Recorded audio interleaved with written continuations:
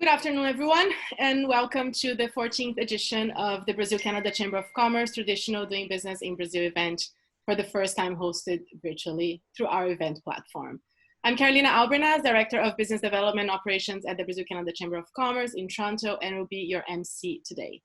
I hope you're taking advantage of the networking features available here today. You can connect with fellow attendees, speakers, and sponsors, and if you're having any trouble to use the platform, please let us know. We can definitely help you with any troubleshooting. So just a little note, as you can see, I'm wearing orange today. So just like to acknowledge that today is Orange Shirt Day in Canada.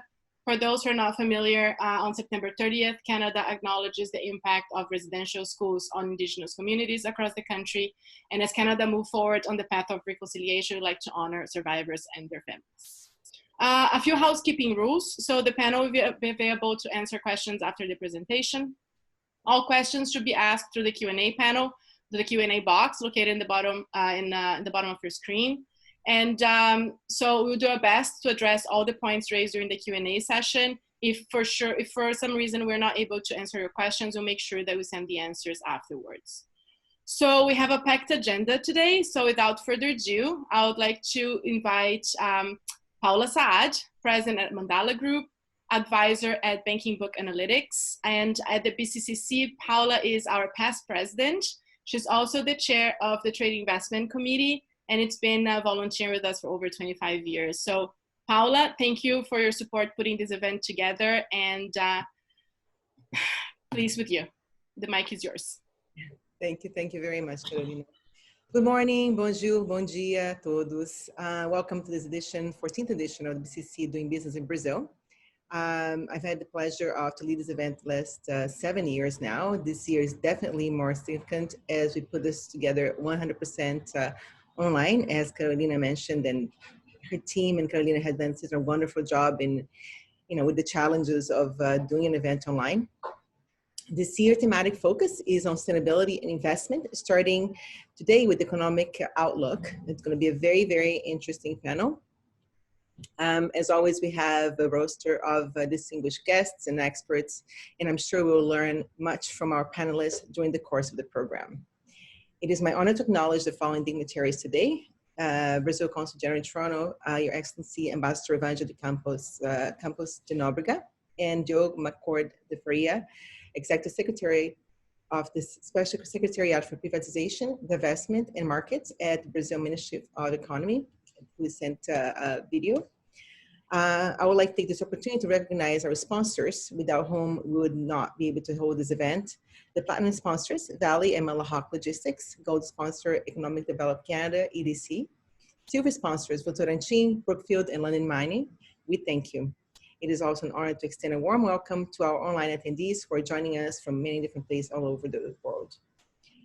As we live through this time of pandemic, we work hard to bring these two great countries together to create further synergies and open up business opportunities and sustainability investment. I hope we can look past this phenomenal time in human history with a collective feeling of relief and accomplishment. With that, I am very, very happy to introduce Ambassador Nóbrega, who will be doing our welcome remarks. She is a career diplomat. She served in Paramaribo in Suriname, Paris, Algiers, Washington, D.C.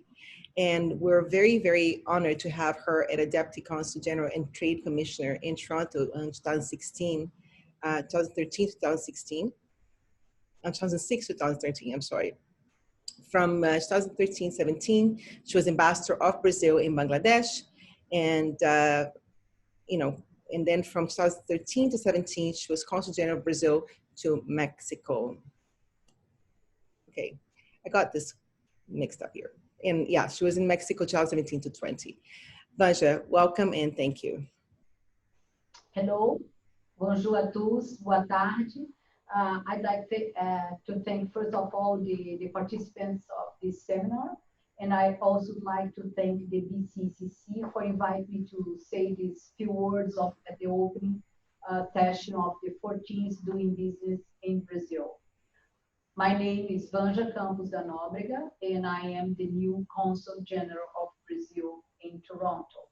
Maybe some of you at the BCCC remember me because, as Paula mentioned, I was previously the Trade Commissioner until 2013.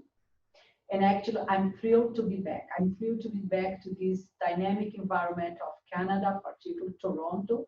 And I'm particularly glad to see that, thanks to the resilience of the business people and members of the BCCC, we are here this annual seminar, or better say, the webinar now. And for the first time, as it was mentioned, the Doing Business in Brazil is totally hosted online. So the BCCC and its members proved once more the ability to adapt and to overcome difficult moments in order to keep our business ties stronger and better. I'd like to warmly congratulate Daniel Risica and Peter Hawkins for being chosen as co-chairs of the BCCC, and I do wish all of you success in your terms. I'd like to sincerely thank Carolina Albernaz for this impeccable webinar. It's fantastic to work with you, Carolina. Thank you. I, as a Consul General of Brazil, and my team at the trade sector, we are strongly committed to work, to support, and to encourage the Brazilian and Canadian business people to promote inclusion and to support the diversity of our community in order to get better results for both parties. I'd like to take this opportunity to mention the presence here of Ademar Seabra da Cruz Jr., our Trade Commissioner, as many of you already have met, and also my Deputy Consul, General Leonardo Coelho, all of them as well, career diplomats. The Brazilian Consulate and the Chamber of Commerce have built alongside the years an excellent partnership. Brazil is undergoing a bold program of privatization and concessions that represent opportunities for the most qualified investors to count on solid long-term returns. Outside of the United States, Brazil is the country in the world that with the greatest need for growth, investment, and maintenance of its infrastructure. In this sense, I believe BCCC is the perfect partner and agent to help spread the news and engage Canadian entrepreneurs with such opportunities. We have also keen in ambitious modernization drive of our economy with reforms such as pensions, administrative, fiscal, labor, trade, deregulation, independence of central bank, and the enactment of the Economic Freedom Law, Lei da Liberdade Econômica, as you know. We are also keen to follow the development of the negotiations of the Mercosur-Canada Free Trade Agreement, which will provide extended opportunities for procurement, trade flow, innovations, and SMEs for both countries and our regions. We count on the private sector to help us identify their interest in this negotiation process. Je suis vraiment heureuse d'être ici de nouveau comme Consul général du Brésil à Toronto. Nous, au secteur commercial du Brésil à Toronto, nous sommes totalement engagés avec vous pour développer et agrandir les relations commerciales entre les deux pays. Je vous souhaite un excellent webinar. Profitez-vous de la 14e section de Doing Business in Brazil. Merci beaucoup. Thank you very much. And muito obrigada. Thank you so much, Ambassador Vanja, for all your amazing words, beautiful words. And thank you so much. We're looking forward to working with you in the next few years to keep strengthening the relationship between Brazil and Canada. So without further ado, I would like to broadcast the video that was sent to us by our keynote speaker, Diogo. He's a Deputy Minister for Privatization at the Ministry of Economy of Brazil, and he's going to say a few words to our audience. Boa tarde a todos os participantes do Doing Business in Brazil 2020. Eu sou Diogo Macord, secretário especial de Desestatização, Desinvestimento e Mercados do Ministério da Economia. Como vocês sabem, a agenda de desestatização é uma agenda prioritária do governo federal e do Ministério da Economia, e é possível observar dois pilares principais. O primeiro, das empresas estatais. Então, existe hoje em curso uma grande avaliação do papel de cada empresa estatal na atividade econômica brasileira. A partir dessa avaliação, as empresas serão colocadas ou para desestatização ou para receberem de fato um choque de governança para garantir o melhor uso desse patrimônio público. A outra vertente é a pauta imobiliária. Então, temos trabalhado em grandes projetos, como regularizações fundiárias onerosas e não onerosas, e também no desenvolvimento imobiliário de grandes áreas, de grandes glebas que hoje pertencem ao governo federal. Aqui em Brasília eu cito alguns planos piloto, como o lançamento de um novo bairro em uma área atrás da rodoferroviária. Temos outras regularizações onerosas que com certeza vão beneficiar algumas dezenas de milhares de famílias. Então, só aqui em Brasília falamos nos 3 projetos piloto que temos empreendido, mais de 35 mil famílias beneficiadas. Acho que é possível a gente observar também um grande movimento do governo em geral por meio dos bancos públicos no sentido de promover o crowding-in. Então, infelizmente, nos últimos anos, nós observamos os bancos públicos tomando conta do mercado em detrimento ao mercado de capitais. Então, nesse momento, o nosso grande esforço é para a promoção e a incorporação do esforço privado nesse contexto de investimentos.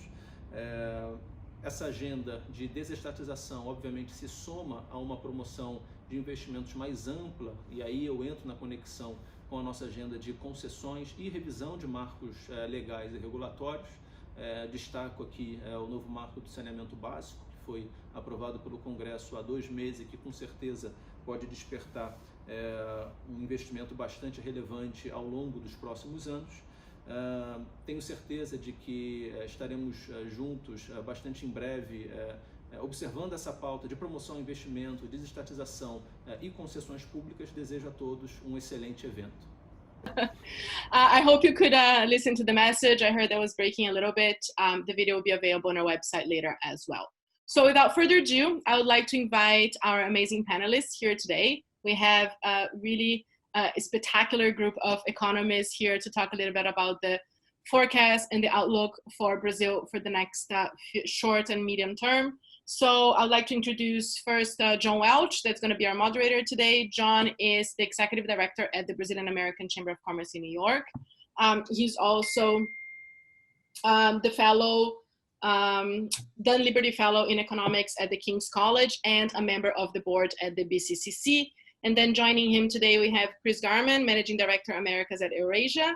We have Andrea Gardella, Senior Economist at EDC, and Otaviano Canuto, Principal of Center for Macroeconomics for Development. So I'll pass the mic to all of you. Well, thank you very much, Carolina and Paola. And thank you very much to the Brazilian Canadian Chamber for inviting me to take part in this great panel. It's also great to be back in Toronto again, at least virtually. Anyway, the Brazilian economy faces some deep challenges that go beyond the current pandemic.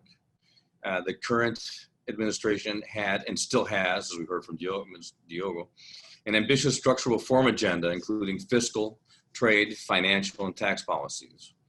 The politics has proven, as always, interesting for lack of a better term. Today we have a distinguished panel to discuss these topics. I will introduce the panelists in order of presentation. You can find their full bios on the BCC website.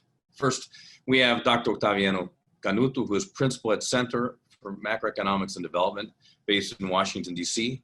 He's a senior fellow at the Policy Center at the New South, a non-resident senior fellow at the Brookings Institution, a visiting public policy fellow at ELS Columbia, a little bit north of me, and a principal of the Center for Macroeconomics and Development.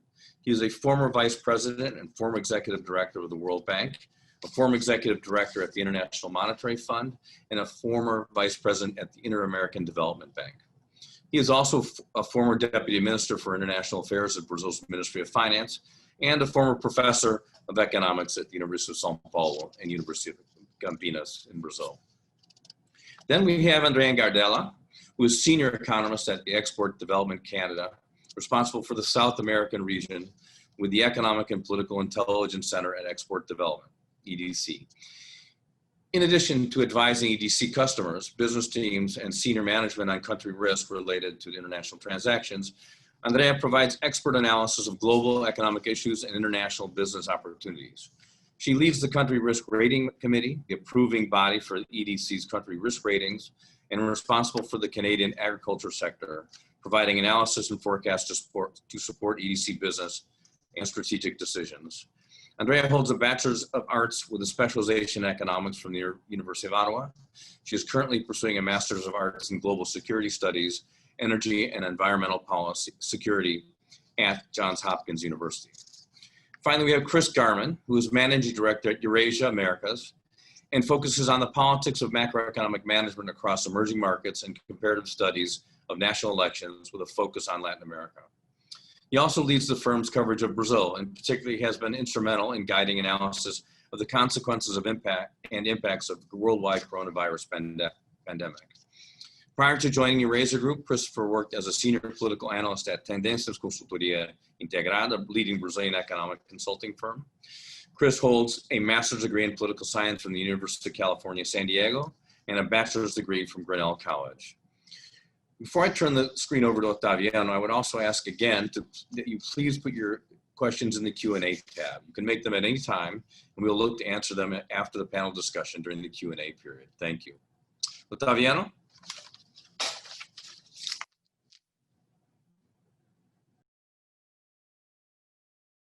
I think you might be on mute. Got it. Hello, bonjour à tous, boa tarde. Thank you, John. Thank you all for having me here. It's really a pleasure, unfortunately virtually, but I have a personal relation with Canada. I have even a Canadian daughter. So let me start by, of course, remarking that this scar of COVID-19 will take a long time to heal. And the country will also have to battle on the economic side, where the impact will be deep and long-lasting. Starting from a jump in the already high level of debt in relation to its GDP, coming from both sides of the equation. Spending has skyrocketed, while a steep decline in its gross domestic product is expected for this year. Like in most countries, anti-catastrophe public policies taken to flatten the recession curve, together with a fall in tax revenues, have temporarily but steeply raised the public sector nominal deficit and significantly lift the level of public debt as a proportion to GDP. As we know now, the emergency aid in Brazil, for instance, has avoided people suffering, obviously, and the economy being responsible for a less steep decline of GDP this year. Just to give an idea, the size of the whole emergency aid bill was larger than the wage bill downfall in the first half of the year. So as a result, even assuming a return to the pre-COVID-19 fiscal framework, including the constitutionally mandated federal government spending cap that was suspended to allow for the emergency measures, the country will face a fiscal adjustment challenge steeper than the one already prevailing before the pandemic. I would like to highlight three main points. First, Brazil will face fiscal crossroads next year on. The country can choose either stagnation and insolvency or a gradual fiscal adjustment with better growth prospects. Second point, whether any growth will even be sustainable will depend on Brazil's ability to move forward with structural reforms that can lift private investments. Third, regaining the country's attractiveness for foreign investments will play a key role in its recovery. Structural reforms aiming at boosting private investments will be the best way to improve the debt to GDP ratio. For that to happen, the agenda of structural reforms, which include tax reform, improving the business environment, improving the sector regulatory framework, must return to the forefront as we move on from the current focus on recession flattening policies. The multi-year horizon typical of infrastructure investment decisions, that is to say, going beyond the current short-term dire economic prospects, means the participation of the private sector on them is necessary to circumvent the lack of fiscal space that will be the reality for Brazil in the decade ahead. Higher investments in infrastructure and other long-term projects would bring improvements on both demand and productivity sides. The sooner the regulatory framework for private sector investments in sanitation, for instance, where changes were recently approved in Brazil's Congress, and it has been mentioned by the ambassador and by the undersecretary, roads, is fine-tuned, the faster the investment decision will be made. Just to give an idea of how there is no time to waste on those fronts, the latest quarterly inflation report by the Brazilian Central Bank projected Brazil's GDP to fall by 5% this year and only partially recover ground next year with a 3.9% growth rate. That has been, this will be the pattern all over the world with some minor exceptions. The global economy, most countries in the world will be, let's say at the end of next year, still behind where they were last year. But again, depending on the length of the still unfolding pandemic and its impact on the economy, as well as the effectiveness of the policies implemented to flatten the recession curve, we could also anticipate, and that's my point, both an optimistic and a pessimistic path. The basic scenario that I often use more recently is the one laid out by the independent IFI, the Institute of Finance from the Senate. They estimate a potential annual GDP growth rate of 2.3% in the period from 2022 to 2030, with the basic real interest rates assumed to converge to something close to 3.3% per year. With the spending cap, we would have a gradual adjustment of the public sector primary surplus, something estimated by the World Bank as 0.5 percentage points of GDP per year. So the spending cap will provide, hopefully, a gradual adjustment of the public sector primary surplus. Debt to GDP would peak later than what was forecast prior to COVID, but it would in the beginning of the following decade, the 2030s. But such figures may be lifted, improved, or downgraded in two other scenarios, what one might call optimistic and the pessimistic one, depending on how favorably or unfavorably, and then I quote what I would say is the key variable in that regard, the country risk premium. Because the country risk premium will affect exchange rates, inflation, and real interest rates. So the key is the co-evolution of the country risk premium and the public debt to GDP ratio, because they will define whether Brazil's GDP takes the more optimistic or a more pessimistic trajectory. This year, 2020, Brazil's treasury has availed itself of windows to finance the huge public debt at low interest rates. That included reserves of the treasury at the central bank, as well as the possibility of a rollover of public debt with short-term debt, helped by the low levels of the short-term basic interest rates, Selic. But next year on, the Treasury will be obliged to issue longer-term bonds. And the yield curve has never flattened. And since August, and I'm concluding my first point, and I will be faster, rumors of abandonment of the spending cap have not by chance lifted the long-term interest rates. We have watched a steeper yield curve, which doesn't bode well if the rumors are confirmed. This week, As well, we saw this with the talk of financing the new basic income program by resorting to creative accounting or debt payment postponement, the issue of precatórios. That was my first point. Let me go fast to the further two. Second, it's worth paying attention to the link between structural reforms and private investments, of course, but as well as to the changes in magnitude and profile that haven't taken place with foreign capital flows in the recent past. We are expecting a positive current account balance for this year, but the tendency is one of debts. Capital inflows have more than covered those debts in the recent past. And in fact, they are to be held responsible for the accumulation of foreign reserves by the country since the mid-2000s, which underlines the solid position of Brazil in external accounts.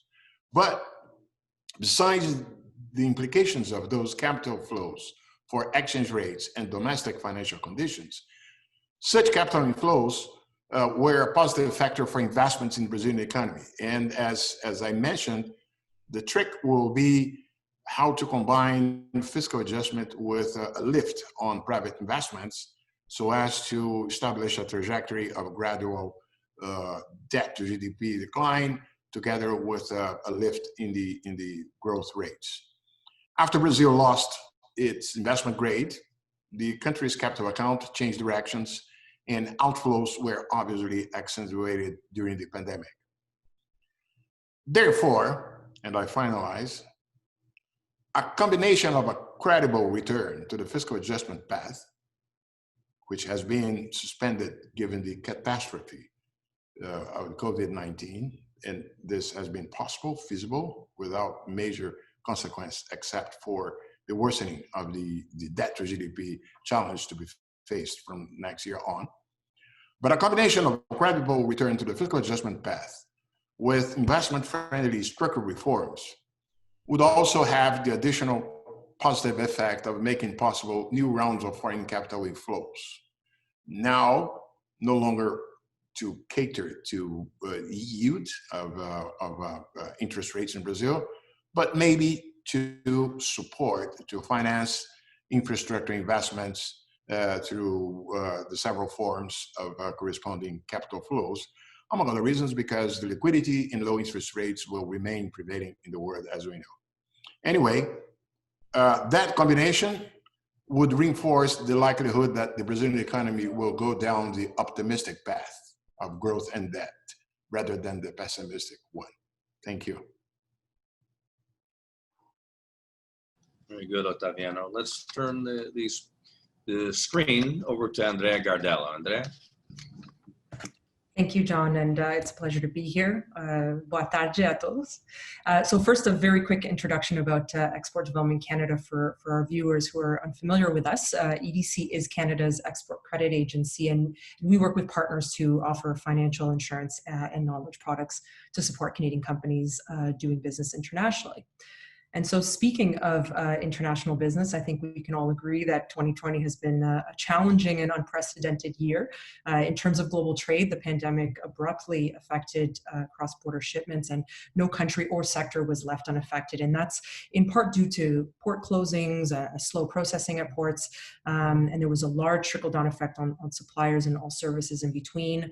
The lockdowns, as we've, I'm sure personally have been affected, came with a swift drop and shift in consumer demand, and both of those made it difficult for buyers and investors to plan. And while every country and sector has its own nuanced experience, there are some general trade related trends that we can highlight. And the first being that the agri-food and agriculture sector is by and large outperforming most industries domestically and internationally. And I would say that I haven't seen food security more at the forefront of domestic and international discourse as we're seeing right now. Digital and shipping services are another sector that are booming as well. But at the other side of the spectrum, we have sectors that, for example, dependent on tourism, restaurants, and storefront retail that are reeling, that will be reeling for some time, and some may never recover. And we can think of all of the industries that are linked to these sectors. In between, you have sectors that are able to reopen as containment measures loosen, such as transportation, and those that have been able to shift their business or grow their business, particularly from a digital perspective. So as for Brazil, despite being a comparatively closed economy, trade can still have a major impact. And so far this year, exports are doing fairly well in comparison to the current context, and they're benefiting from a weaker real and rising demand, particularly from China, which is Brazil's largest export market. And global trade is at this point inextricably linked with China's purchasing patterns, and particularly for one of the most important sectors, and that is agriculture. And it's no different for Brazil. And Brazil's dependence on China could present some risks over the long term, as trade and investment concentration can make a market more vulnerable than if taking a diversified approach. So similar trends are occurring in terms of investment as well, with China rapidly expanding its Brazilian footprint, particularly in renewable energy infrastructure and logistics. Now, what does that mean for Canada-Brazil trade and investment? And taking a quick snapshot of bilateral trade between our two countries, goods trade was over $7.5 billion in 2019, dominated by imports of Brazilian goods into Canada, and $1.4 billion in services trade. And if we look at investment, Canadian direct investment in Brazil stood at about $12 billion in 2019, making Canada's 15th largest destination for investment. And on the flip side, Brazil's stock of foreign direct investment in Canada was more than 15 billion, making it the 10th largest investor in Canada. So we have a long-standing and fairly large footprint in our respective countries. But inevitably, an economic downturn leads to a drop in demand, which generally hurts trade. And looking at the data in more details, there's actually some signs of optimism, and it shows some potential areas for growth. And while mining stands out as probably one of the most important sectors for Canada and Brazil, and particularly for our bilateral relationship, the diversified nature of our trading relationship actually shows that sectors like aerospace and agriculture also benefit from synergies between the two countries. And just to highlight this point, out of the 282 different groups of goods traded between our countries, Canada exported more than 180 of them in the first 7 months of 2020. While goods exports, overall goods exports to Brazil fell by over 10%, there were many sectors that performed far better, and some growing actually in the triple digits, such as apparel, industrial machinery, grains and oilseeds, and consumer goods, including software. And so the long-standing relationship between the two countries demonstrates the immense opportunities, particularly in the technology and agriculture sectors in terms of goods and services, and also on the investment side. Top of mind, of course, is the Mercosur-Canada trade negotiations. And while my colleagues at Global Affairs Canada would be best placed to speak on this in more detail, Canada continues to work on expanding our trade and investment diversification efforts. And while trade negotiations have been halted or affected by COVID-19, we do expect those discussions to move forward as it becomes possible. And so generally speaking, the benefits of trade agreements is that they're an important tool to promote key and burgeoning industries, as well as work through maybe some of the challenges of trade and investment. And, speaking to Canadian companies, Brazil can present a more complex market for those companies to penetrate into Brazil, in part because of the more complex nature of the market, but also due to risk perceptions. And Otaviano rightfully mentioned this, the risk premium, the country risk premium that Canadian companies do look at quite a bit when it comes to doing business in Brazil. And one of the most recurring questions I get from exporters is very much related to currency volatility and access to capital. And so while most prominent in a downturn, outside of commodity prices, currency is one of the most volatile aspects of doing business abroad, particularly if limited hedging options are available. It goes without saying that the current context has led to immense volatility in high frequency indicators, particularly for emerging markets. Brazil, for example, has endured one of the worst currency depreciations if we're looking at emerging markets, and dropping by over 30% year to date compared to 2019 averages. And this has direct implications on Brazilian imports, but greatly benefits Brazilian exporters. And we've seen that positive impact, especially in the last months.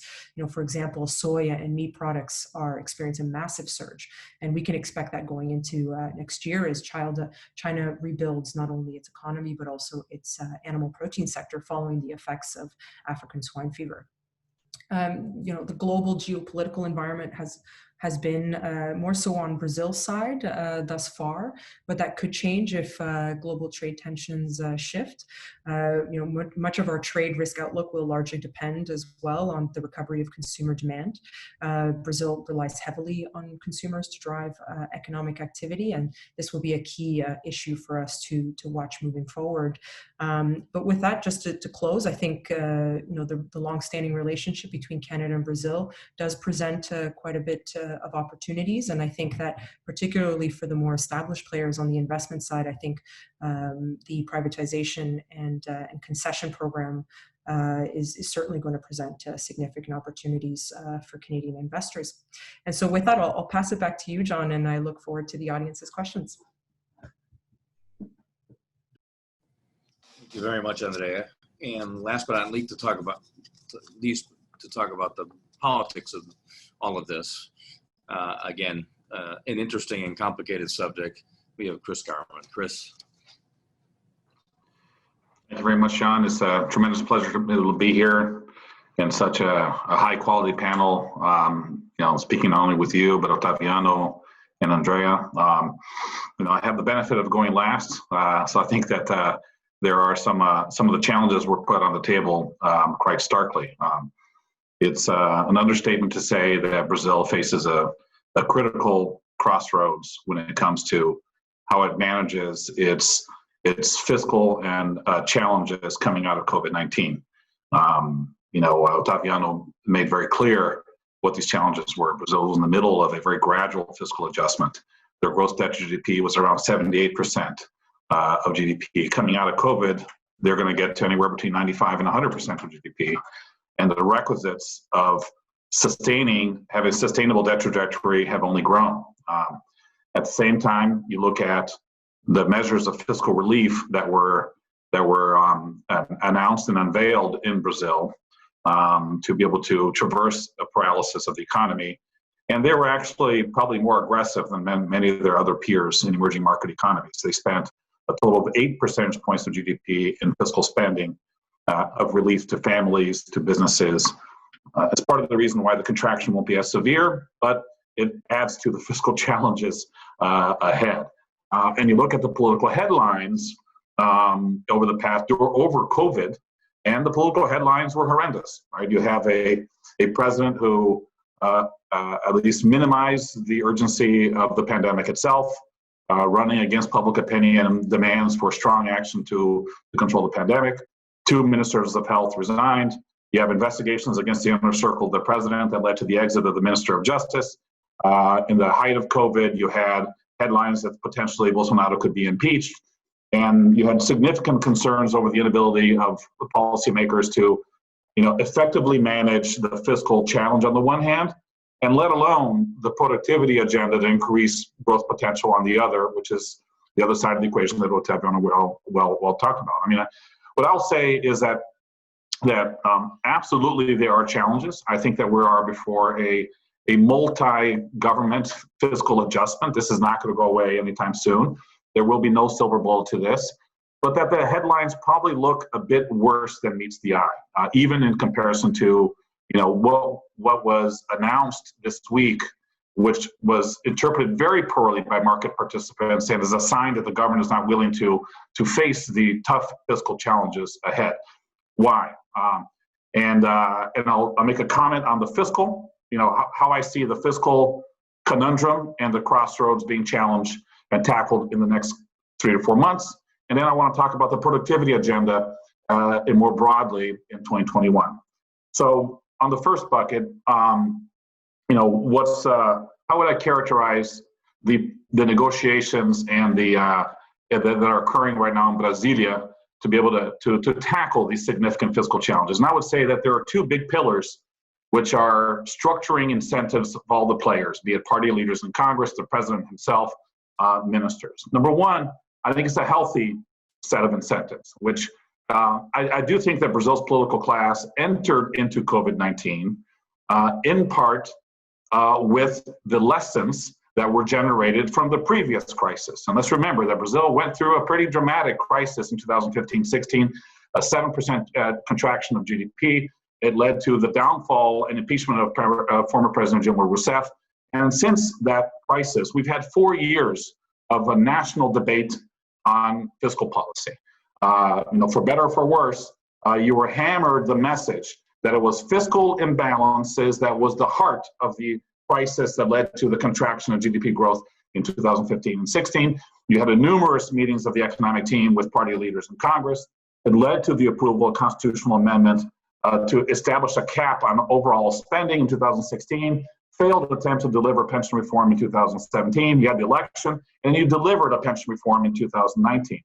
And I feel a difference, which is, at least there is a loose association between fiscal mismanagement and an economic crisis where everybody loses. That link is stronger today than it was 5 years ago. So there is a benefit to having passed through this traumatic crisis, 2015 and 16. So the political class enters COVID-19 with this framework. Now, two important caveats. Number one, in the middle of COVID, it's almost as if we're in this surreal world where all constraints are thrown out the window, right? The government spent 600 billion reais to traverse COVID. Every single country is going through fiscal measures of relief. And the mood in Congress was, well, maybe, you talk about 50 billion, 100 billion, 200 billion, as if these are, playthings in a monopoly game. So we're in the process right now, as we're emerging out of COVID, where those fiscal constraints and the concern of a fiscal crisis of confidence is starting to come back to policymakers. But everyone is trying to figure out what is the border for, where that precipice is of a crisis of confidence if you don't get your act together on fiscal. You're awakening from a stupor of COVID. That's the way that I would put it, number one. But number two, there is a severe demand for you not to turn your back on the acute social and economic demands coming from the pandemic. And the government had a massive package of relief in which you provided a stipend to low-income workers that reached 43% of households. It was a tremendous buffer for the economic and social pain of COVID-19. And as of January 1 next year, you take that out. And so the politicians in Congress and the president himself they want to attenuate that fiscal cliff and therefore ease the burden coming out of COVID. So how do you reconcile the two? How do you ease the transition out of these measures of relief, not turn your back on the social economic pain, and how do you avoid a fiscal crisis of confidence? And that's really kind of the tension that is generating the back and forth in the debate between the economic team and the president.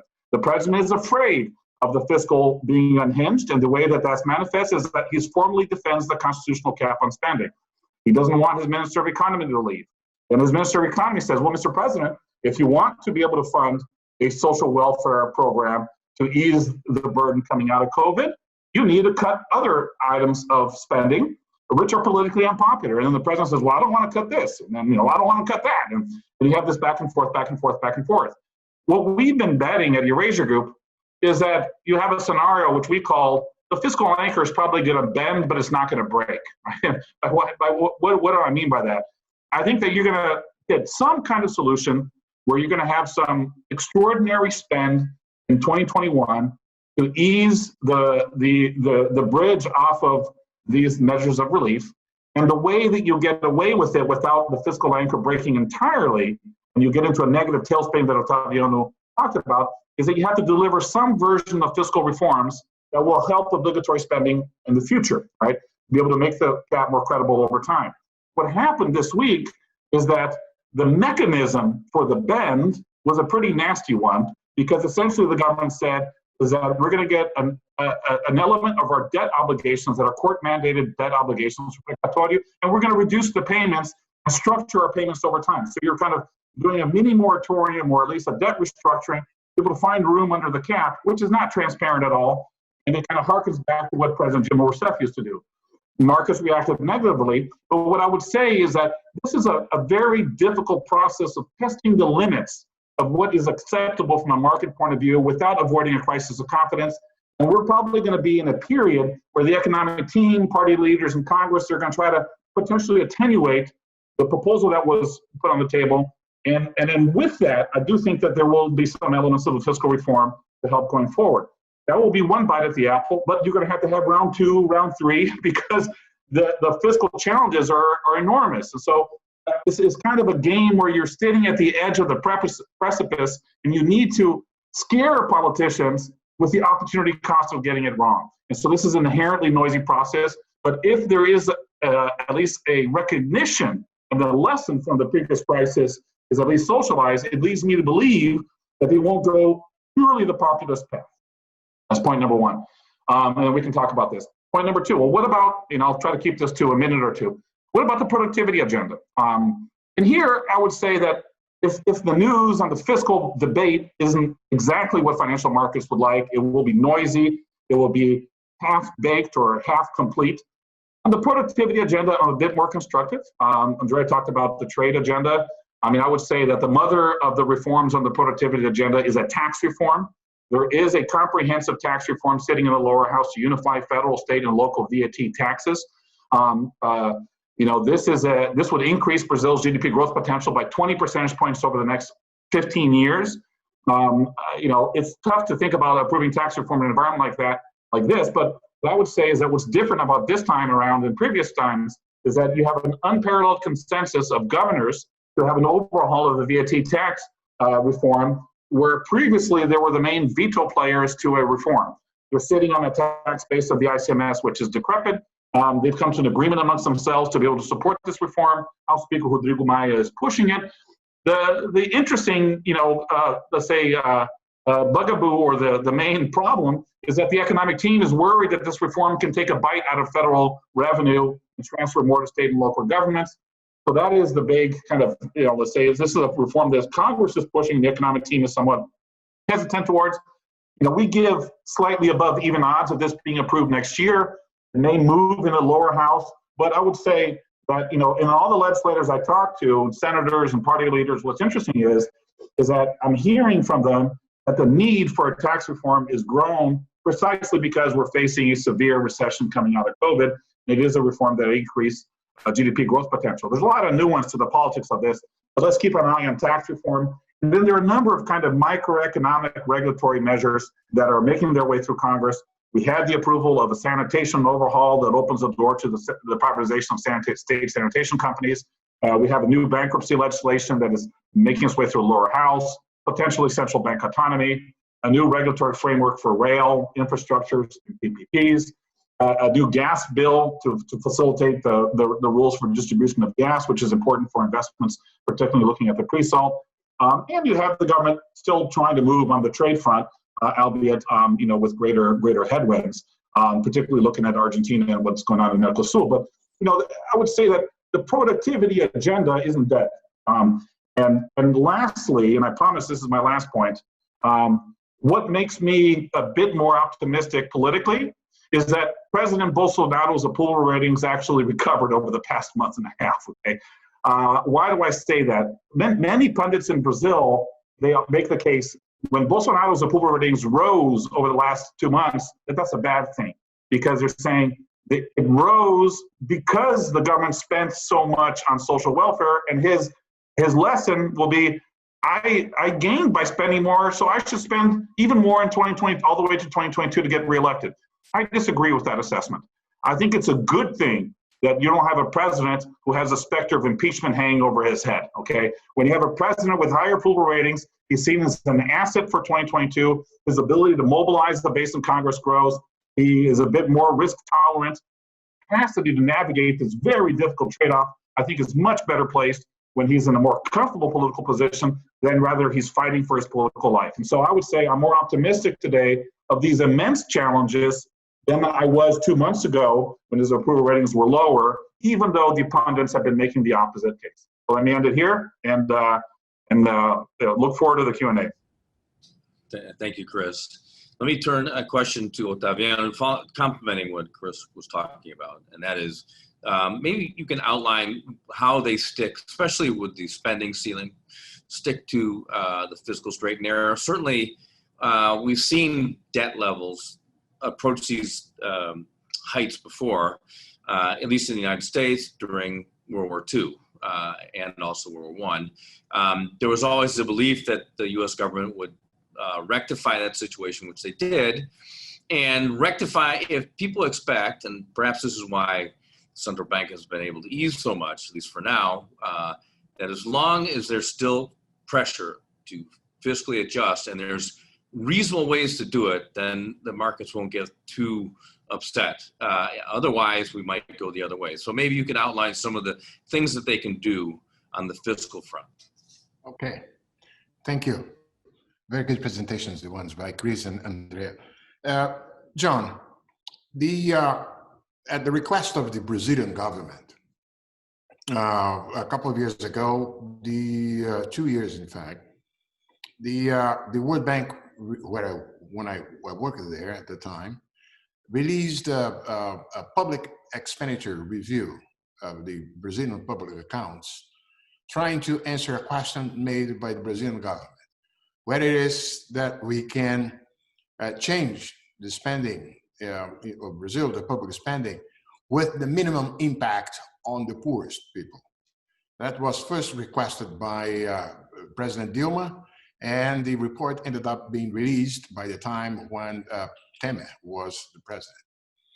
In the study done by the bank, and it is not the only one, there is such a convergence of views on 3 areas where public spending could be curtailed with a minimum impact. And by the way, I like to associate the spending cap to a straitjacket. It's a straitjacket that has been applied to a sick patient, incapable of undergoing an appropriate diet, with due respect, because the Brazilian public sector has been suffering from a sort of obesity, a morbid obesity, with the increase of spending year after year mandated by law, no matter who's sitting there, PSDB, PT, Temer, Bolsonaro, you have this clock ticking, tick, tick, tick, tick, tick, tick. And then the spending cap was first implemented, and then you see, okay, now then we will be obliged, the patient will be obliged to follow a diet so as to fit inside the straitjacket. And the 3 areas, the obvious ones pointed out by the World Bank and by many others, and it's not by chance that they are the ones that, for instance, Paulo Guedes outlined in his initial speech. Pensions, given the nature of the generosity and completely unfeasibility of the existing Brazilian pension systems. Brazil is a country that at the time, 2017, 2018, had a pension bill equivalent as a share of GDP to Japan and to Scandinavian countries, although the share of the population over 65 years of age is double in Japan vis-a-vis Brazil. So it's completely unsustainable. But the other 2 pointed out by the World Bank were the premium that many categories of workers on the public sector have vis-a-vis their equivalent in the private sector. And we have seen this over the last 2 decades. So some sort of more rational limits on the public sector salary bill, wage bill, would be also an obvious way. And the extensive list of tax exemptions and subsidies. 4.5% of Brazil's GDP is accrued by the private sector under several forms of exemptions and subsidies without any clear result in terms of lifting investment. So these are the areas that where the Brazilian government should pursue the fiscal adjustments in order to make the Brazilian public accounts to fit inside the straitjacket. And by the way, the pace of reform has not been swift enough, and we are watching this year after year. Still, the mandatory spending is increasing. This year is something close to 95% of the public budget, and it's going to increase next year. And the fact is that in 2 or 3 years, if nothing happens, literally 100% of the public budget will have to be spent with those mandatory forms of spending, which is obviously something completely out of whack, impossible to accomplish. We spoke, John, on the ways by which the U.S. and other economies managed to deal with their public debt after World War II. There was financial repression. Secondly, the growth rates exhibited by these countries over the following decades helped dramatically. It's not by chance that they are called the golden decades, the golden years, which is not the case now in Brazil. And occasionally one talks about more monetary laxity by the Brazilian authorities. But every time I hear this, I remember our ex-president, Fernando Henrique Cardoso. He once wrote an essay about ideas in their place, how very often ideas travel and they acquire a completely different meaning. This is the case of those who try to say, look at how the monetary policy is being implemented in the US or in the Eurozone. So Brazil should follow, which is the stupidity of transporting ideas out of their place. The US can do this, the Eurozone can do that, because they issue bonds in a currency that everybody in the world wants to use them as reserve. That's not the case of Brazil. If we go down that path, we are obviously bound to watch inflation, higher long-term interest rates, and debacle. And that's not the way forward. Thank you, Otaviano. Andrea, I'm going to come back to you in just 1 second, but I wanted to ask Chris a complementary question to what Otaviano was talking about. He was certainly talking about the problems with wage bills, and since one of your specialties, we've had long discussions about Brazilian fiscal federalism and federalism, but certainly the states are in really awful shape, and that predates the pandemic. They were renegotiating their debts with the federal government well in advance over the last 4 years or so.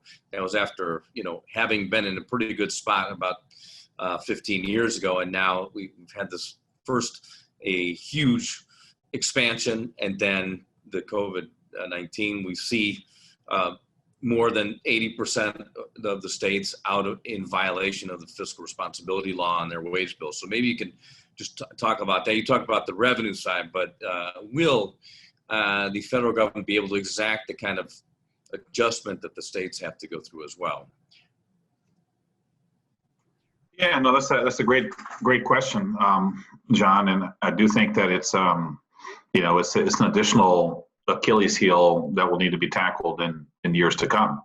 The administration during COVID-19, they announced a package of fiscal relief to state and local governments to compensate for the drop in revenue that came with the economic paralysis. So that was part of the wartime budget of relief given to families and workers. I think the total was close to 90 billion reais that was granted to state and local governments. If they don't use that money fully, they can keep it and roll it over into next year because it was already counted as a spend. But this comes in the context where state and local governments were already facing growing fiscal challenges. Some of the states that are the basket cases, more acute fiscal challenges, are Rio de Janeiro, Minas Gerais, probably even being more serious in the size of the liabilities, Rio Grande do Sul to a lesser extent.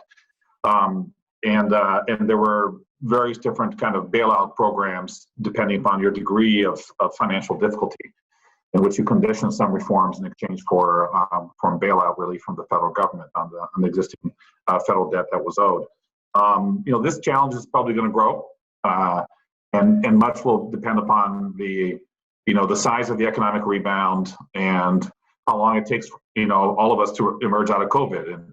And if you have a rebound which is only partial because the rollout of vaccine isn't expeditious enough, or and it's all about what is the equilibrium growth rate coming out of COVID, and revenues at the state and local governments start to suffer on a context where their accounts weren't fully balanced. Obviously, this presents additional challenges. And I would just say another thing, that state and local governments are on the forefront of delivering services like education, health, and public security. And those are the issues that voters are really angry about.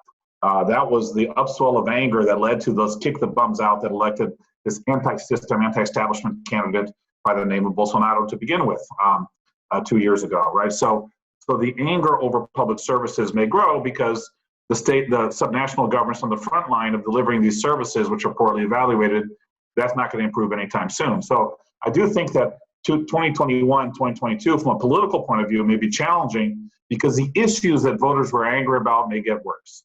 And it's important to keep in mind. Now, from a fiscal point of view, Otaviano may be able to have a better view here. I would just say that when you speak to folks in the ministry or the Ministry of Economy and the Treasury Secretary who are negotiating these packages with state and local governments, what they'll essentially tell you is that this is a problem that we need to be able to manage. But ultimately, from a government solvency point of view and federal debt point of view, it's basically down to 3 states. It's São Paulo, Minas Gerais, Rio de Janeiro, or maybe 4, Rio Grande do Sul.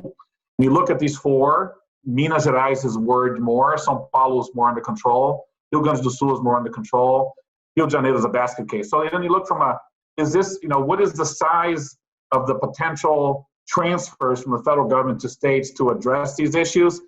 This is probably not what's going to break the bank. What's probably going to break the bank, so to speak, is the size of the obligatory spending that continues to grow and the type of diet that you need to fit under the cap, right? So, and using Otaviano's language, and the diet is you need difficult reforms that will reduce obligatory spending in pensions, in payroll, right? You need a second generation of these measures for the fiscal anchor to hold. I think that's probably a larger macroeconomic risk and challenge than the politics of states coming to Brazil and saying, we need a more favorable bailout. We need to be able to change the terms of the restructuring of that. I think that's going to come. Some version of it's going to come.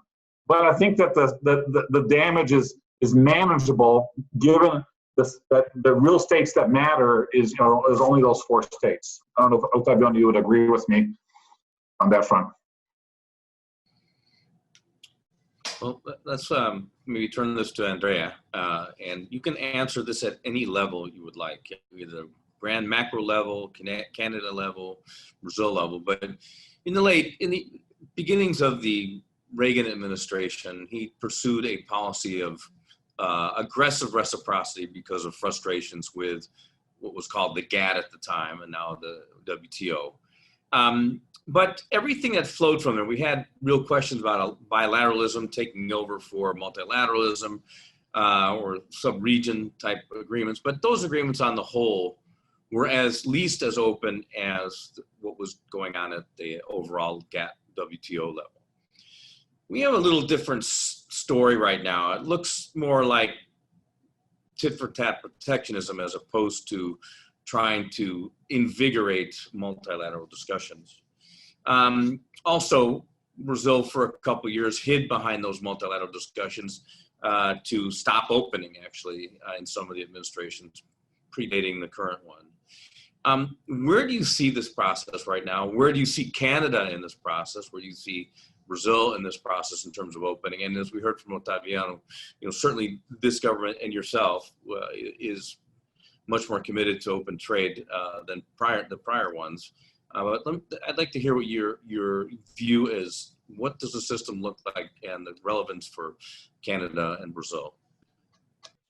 Yeah, and so to kick off from a global perspective, I think over the last, I would say, 3 years or so in our exercises of addressing what are the top risks to Canadian business and investment, protectionism it was at the top of that list, because the rhetoric around it was really facing a negative turn over the last few years. And I think in some part for appropriate reasons and some others for maybe inappropriate reasons. And so if we look at the appropriate reasons of the argument against globalization, I think that we have seen, and the US I think is a perfect example, a significant drop in manufacturing jobs because they're outsourced. And that is in part a direct relation to globalization and the expansion of trade routes.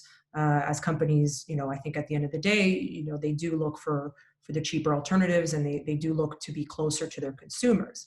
But that does have a direct implication on where the businesses used to produce their goods and services. And so that's I would say probably one of the big backdrops or big arguments against globalization. I think COVID-19 also brought up some concerns around supply chains and the concerns of vulnerability within the supply chain from a variety of different perspectives. But I would say by and large, the opposition based on domestic impact of globalization has probably been one of the loudest and has led to in some cases, a pretty deep opposition to it.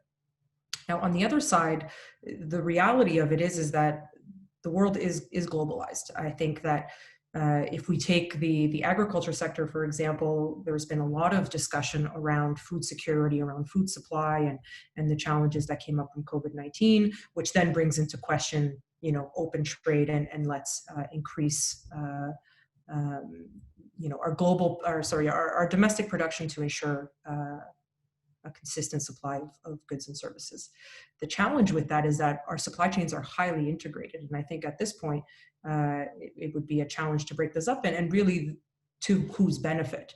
I think there's a different way to think about this challenge, and is really to look at how do we address the challenge of economies losing portions or different sectors due to the offshoring of certain production and supply chains.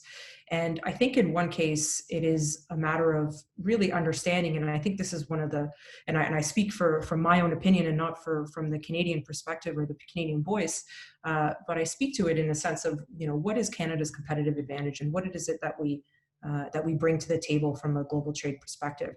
And I think that that's the strategic thinking that needs to go into these discussions versus an immediate opposition to global trade because of the negative impacts. There's always a solution to those negative impacts. And I think now we are somewhat at a crossroads in trying to figure out, do we close? Do we become more regional? Do we become more international? Some regions are becoming more closed. Some regions are looking to be more regionalized. I think Sub-Saharan Africa is a good example. I think there's a big push there. Latin America has always attempted in one way or another. And the EU, of course, is, I think, one of the best example of regionalism. But in all of those cases, there's an opportunity to further expand internationally. And I think in Canada, it's inevitable. We are a trade-dependent country, and in order to keep growing, there is an element of taking advantage of the opportunities that are out there from an international trade perspective. So I would say that a lot depends on each country's own domestic policy. I think Brazil is an interesting case under this administration. For Canada, we will continue to be a trade focused economy, but I think the real question really becomes, what is it that we want to be trading in what sectors, what is our competitive advantage, and what is it that we're bringing, what is that value add that we're bringing? And that's the big discussion that is, and I think should be happening in Canada. Very good. Before I go onto a question we got from the audience, I just want to make a small editorial, not editorial, just an observation, and it has to do with the shape of recoveries. I really got sick of hearing about different, letters and things like that. But one thing that many forecasters, not only in North America, but also in Brazil, just missed, and it was a little surprising in Brazil because Brazil has gone through external shocks of this nature before. And that is, usually when you get a big drop, as long as your banking system is okay, it recovers about the same, not in levels, but in growth rates. So if you fall 40% and you rise 40%, you're still 16% below where you were before. So you've seen this massive sort of recovering, rationalizing forecasts that were made earlier this year. And we're seeing that. We're seeing, and in many sectors, we're actually above the levels we were at before. But still, we're in Brazil, we saw consumer purchases rise in what looks like a V, at least in growth rates. We saw it in industrial production. We saw it in a number of different sectors. Services, not as much in all countries, but we're seeing that. And, then there's a question about how we get that growth rate. And this will be for all the panelists, anyone that would like to talk about is state-led growth. I mean, what we're seeing certainly is a rather large infusion of the state back into at least supporting incomes, if not producing. Certainly we heard from Diogo that they're still planning to divest of many productive assets because the state in Brazil has not done this. So the question is how does Brazil move forward with in this recovery in diminishing the role of the state when the state clearly is being called on to increase it, especially through the state banks. And we saw huge suffering in the Brazilian economy because of the huge expansion of the presence of state finance. So let me throw that to Otaviano first, and anyone that wants to talk, certainly Andrea, you are in the state sector as well as extending credit. So all three panelists, I think, can answer on this.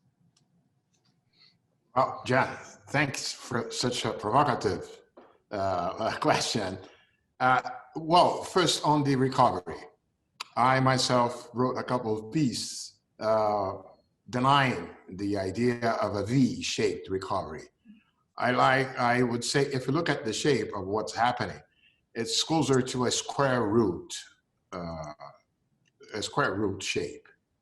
You don't go back exactly to the previous trajectory. You will have some of the pent-up demand will take place. That's what explains the fast recovery after opening of the economies.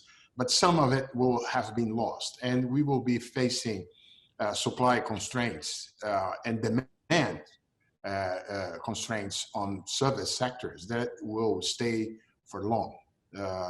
So I don't buy the idea of V-shaped recoveries nowhere, not even in China, not even in China. On the points that you made, you are perfectly right in the following sense. COVID-19 is leading us to a new normal. To some extent, one may say that COVID-19 will speed up some underlying transformations that were taking place. Like very aptly, Andrea mentioned what one might call a relative deglobalization. One doesn't know exactly where the new line will be shaped, but it comes to my mind, President Macron from France, talking about the need to review some strategic sectors. Well, whether those strategic sectors will go beyond medicaments and medicines, we don't know yet, but there will be a new line with respect to internalization of a global change. We also know that the legacy in terms of public debt and also corporate debt will remain for long. It will change the shape of relationships between the macroeconomic variables. We also know that's more obvious, the step forward in digitization and so on. But these were things that were already there, and they are being spitted up. When you refer to Brazil vis-a-vis the new roles of state, and I agree with you, the strong demand for enhancing social protection, even with different formats, will be everywhere. In the US, there's no way the issue of the lack of a universal healthcare issue will be put under the rug, as it has been the case with President Trump. You will have a review of social protection schemes in Europe everywhere. You cannot put the rabbit again back to the hat. That's true, but that's one thing which is not necessarily has to do with the ownership of assets, of productive assets. So it may be well the case of a more proactive Brazilian government when it comes to social inclusion and other aspects, and even guidance in terms of regulation and so on, with a smaller state in terms of asset ownership. They're not contradictory. The ownership, being a more proactive Brazilian state with respect to steering the economy, doesn't need public ownership of post office, for instance, just to give an example, or extending the realm of Petrobras so widely as the previous government. You may have a strong state action on oil by having a leaner and more efficient, as competitive as Petrobras was before pre-salt. So I don't see a contradiction between those trends that we refer to. Yeah, I would. Oh, sorry. Did Andrea, do you want to go first? No, I was just saying, Chris. Go ahead. Okay. All right. Yeah. No, this is it's a great question, and just to kind of, I guess to say, is the covenant of the relationship between the state and the private sector going to shift because of COVID-19? I mean, it's a little bit of the broad, question. I certainly agree with Andrea and Otaviano that, we are going to see some meaningful shifts. Strategic industries will emerge. Supply chains are likely to get partially restructured in a geopolitical order of the U.S. and China becoming increasingly tense. Some of the measures of relief, you may have a larger social safety net.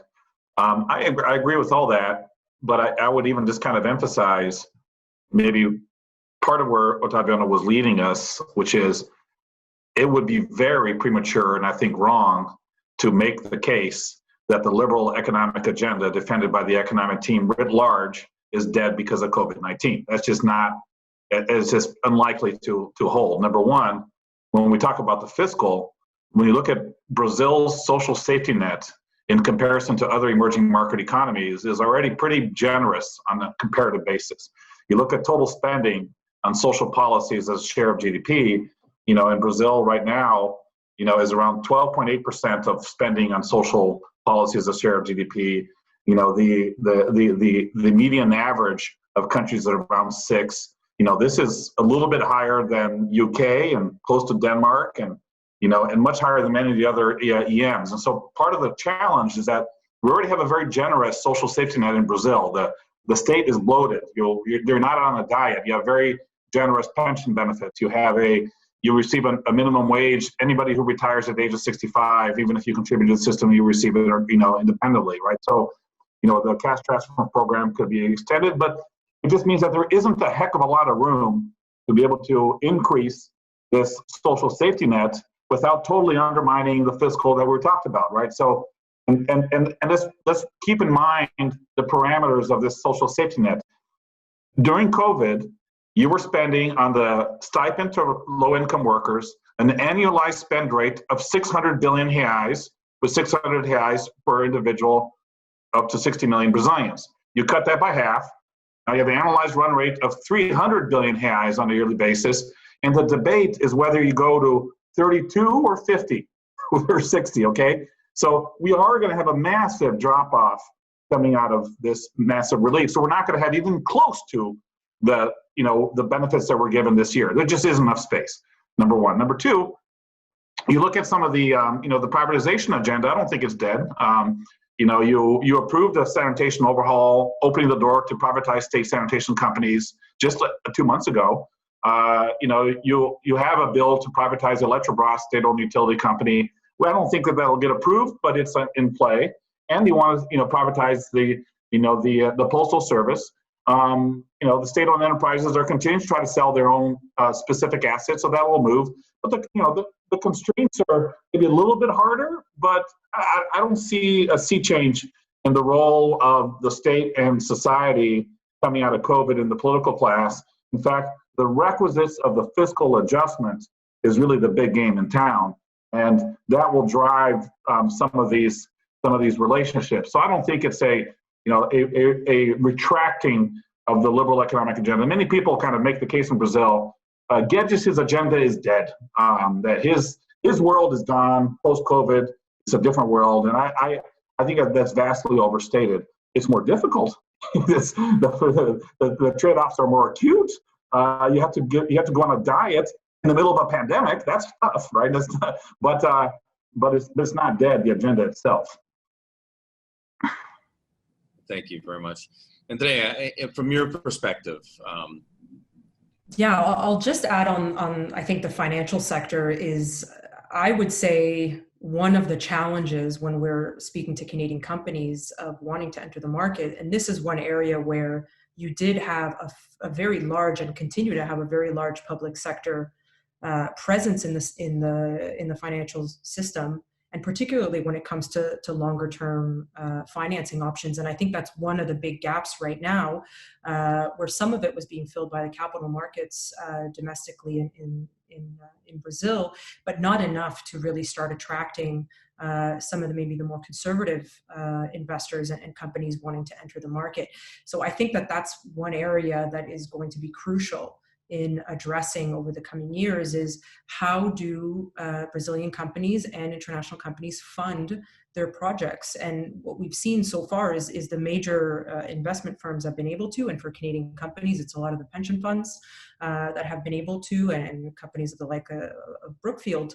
But then what about the others? And I think that when it comes to smaller projects, that's where maybe some of the challenges might be, is how do you fill that financial gap? And I think that slowly there might be some greater participation from the private sector as public sector starts to retrench, and we've seen it with BNDES, really pretty significant drop off over the last few years of their overall books. But in general, there needs to be a filling of that gap, and we're not quite seeing it yet in the financial sector. And I think that'll be a big kind of shifting point for Brazil.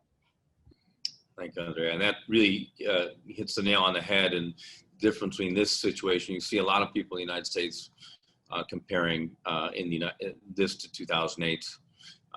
In 2008, the U.S. banking system and European banking system were completely compromised. Brazil's was not, and their recovery was probably too fast because of the stimulants.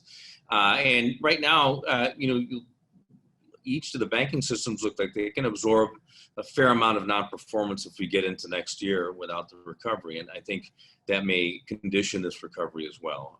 I'm a little bit more on the optimistic side. We have to wrap up here. Let me let you all give a quick final message you'd like to give. So let me start off with Otaviano. Despite the idea of fiscal crossroads being faced by Brazil, I remain optimistic in the sense that I fully agree with what Chris said about the confluence of support towards the fiscal adjustment. We need to step up the ladder of the other side of the structural reforms. Several have been mentioned. The tax reform is quite important. It's an important component of the lousy business environment that we have in Brazil. So it will help a lot. We also need to do push ahead with the trade opening agenda. And by the way, we didn't mention, but one looming threat is the issue of the Amazon, because either an appropriate response to the threat of protectionism. Last night, it was something mentioned by one of the U.S. candidates. See, and also in Europe, the protectionism may end up impeding in using the legitimate issue of the deforestation as a way to push back, and that would harm tremendously the trade opening path for Brazil. The Mercosur European Union agreement was an achievement, and everything should be done to avoid, falling out of it. And so Brazil has such a clean energy. Brazil has a positive contribution to the climate change agenda through several aspects, except on one, and that's the issue of the deforestation. That should be definitely be prioritized, because that may jeopardize the whole thing. Thank you for having me here. Otaviano. Andrea?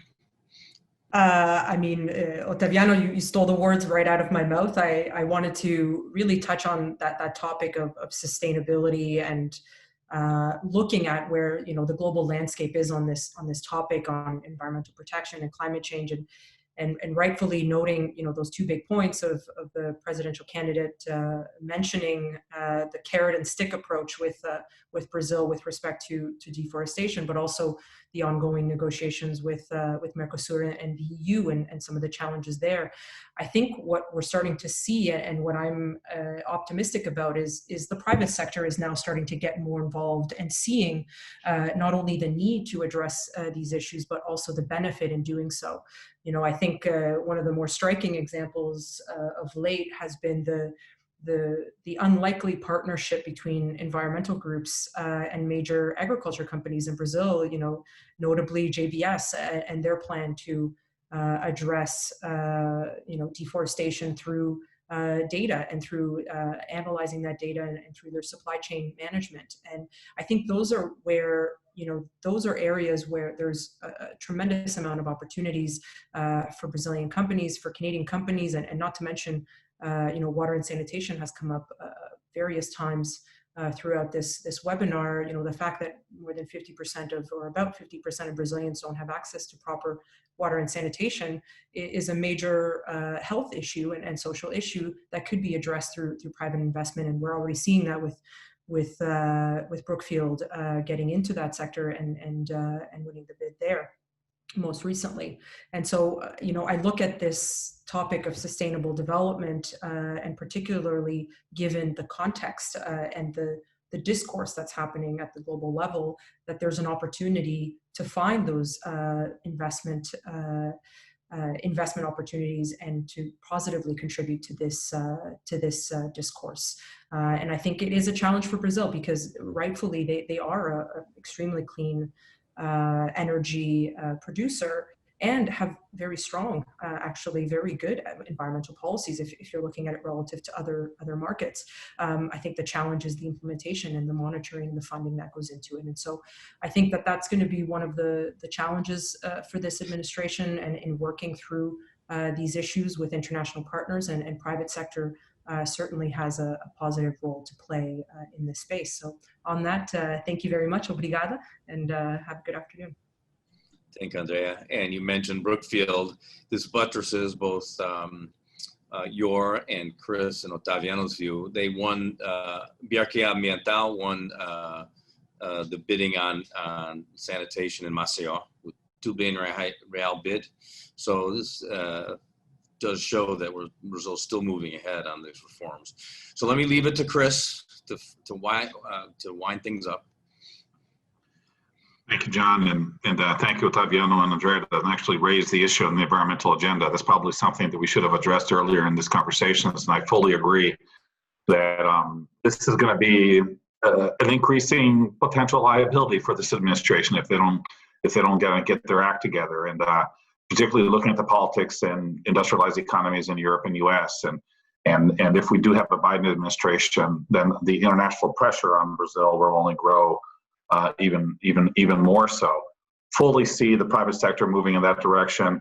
You actually look into under the hood on what the administration is doing. They're starting to do some things. They're moving the military to try to curb deforestation.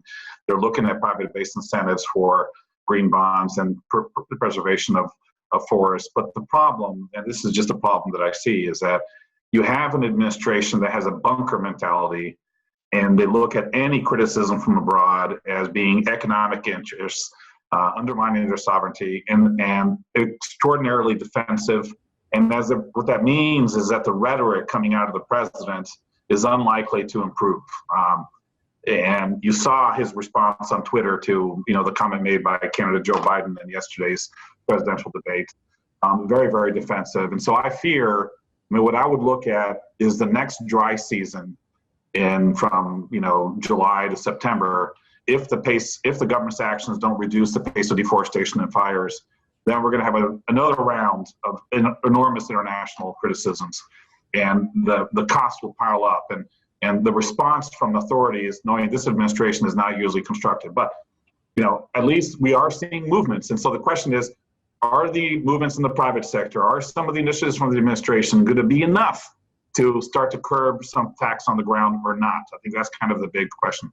The good news is we're seeing movement. The bad news is we have a bunker mentality administration where the rhetoric is unlikely to improve so quickly, and they're going to be on the wrong side of the international debate, at least from a rhetoric point of view. Last bit is it's all about pace. I think we see consensus for some reforms. There is consensus to avoid the fiscal going off the wagons, but is it quick enough, fast enough to meet the challenges? And I think that's probably it's rather the pace rather than they're going to go in the opposite direction. They're moving in the right direction, but it may not be quick enough. But thank you very much. It's been a tremendous pleasure to participate in this conversation. Good afternoon to you all. That was fantastic. Thank you, Otaviano, and thank you, Andrea. Let me turn it back to Carolina. Thank you, John. Thank you, Andrea, Otaviano, Chris, for this amazing panel. Sustainability is definitely, and the environmental topic is definitely something that we are following very close. So tomorrow we will be hosting a panel to talk about green investment opportunities and challenges in Brazil with with the keynotes, amazing keynotes. We have the Secretary of Agriculture and Supply of São Paulo, Gustavo Junqueira, as well as the President of the Minas Gerais Development Bank, Sergio Suchokovsky, that will be giving a little bit of an overview of what the government is doing to address those issues, and then following by a panel with Eletrobras, Operativa Results, IFC World Bank, and KPMG to discuss, moderated by EDC again with Monica, to discuss what has to be done and to attract, so Brazil keep attracting those foreign investments and focus on climate change and climate investment. So thank you again, everyone. And I will like to call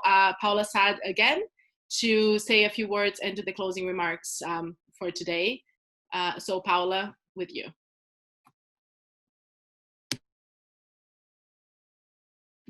You're on mute, Paula. Sorry.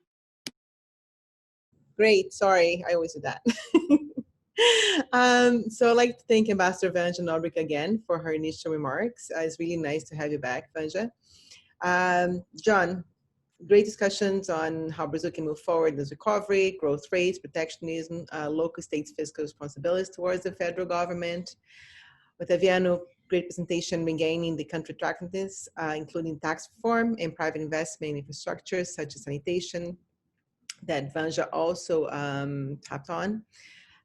Chris, you mentioned that Brazil is facing a critical crossroads to manage enormous fiscal challenges and non-transparent debt restructure and also tax reform. And Andrea mentioned on the opportunities of infrastructure investment, technology and agriculture, and the Mercosur negotiations and the current volatility of the market. I can say, well, in conclusion, I would say that we had a really good panel here. We touched on the Mercosur. It's moving forward, but it's moving slowly with the pandemic. I know that there is an issue in getting the communication going from the right places. There's a huge need to pass the tax reform as a major step and source of discussion every level of the government, with many players and different interests. Sustainable development and environmental protection seem to be a major challenge also for this government. And they were looking at meaningful shifts in private investment and opportunities in infrastructure. And they're happening, but also there's a great need of participation of the private sector besides the usual players as the pension funds. So thank you very much to all speakers. Thank you, John, for moderating. And once again, I'd like to recognize our sponsors, without whom we could not have held this event. Platinum sponsors Valley and Melahawk Logistics. Gold sponsor Economic Development Canada, EDC. Silver sponsors are Alternating Brookfield and London Mining. Thank you very much. And I'd like to extend a very warm thank you to our great staff, Carolina Benaz and her team, and special Mariana Nadai. So thank you very much. And this concludes the first day of the Doing Business in Brazil 14th edition. Thank you all. Thank you, everyone. Thank you, Paola. And I hope to see everyone again tomorrow for our session 2. And then next week, we're hosting 2 more sessions. On Wednesday, we have practical steps of doing business. And on Thursday, we have a panel on with Canadian companies already doing in Brazil on their perspective of what's next and investment opportunities. So thank you, everyone. Stay safe, stay healthy, and I'll see you all tomorrow. Thank you so much. Have a great afternoon. Thank you. Thank you.